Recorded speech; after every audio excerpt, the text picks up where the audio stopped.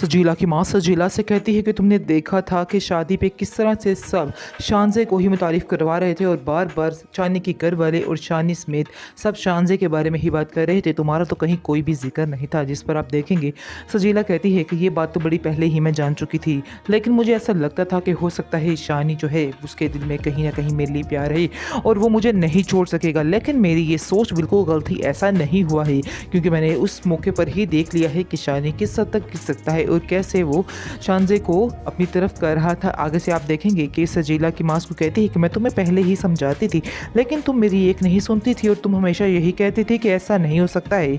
जो आप सोच रही हैं बिल्कुल गलत सोच रही हैं। तुमने भी मेरी एक नहीं सुनी और बार बार तुमने अपनी मर्जी करने की कोशिश की है। अब मैं रमशा से बात करती हूँ, हो सकता है वो ही उसको समझाए शानी को, तो वो समझ जाए।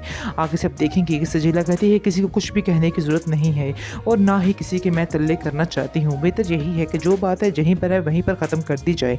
मज़ीद इसके अलावा इस बारे में कोई बात मत की जाए, क्योंकि मैं खुद भी अब ये रिश्ता ज़्यादा देर नहीं रखना चाहती हूँ। जिस पर आप देखेंगे उसकी माँ कहती है क्यों बेवकूफ़ों वाली बातें कर रही हो, ये हरकतें मुझे तुम्हारी बहुत ही अजीब लगती हैं। मैं तुम्हारी इन बातों को बिल्कुल भी पसंद नहीं करती हूँ। आगे से आप देखेंगे वो कहती है कि मैं जैसा कर रही हूँ बिल्कुल ठीक कर रही हूँ, इसलिए मेरे मामलात में मत बोलें।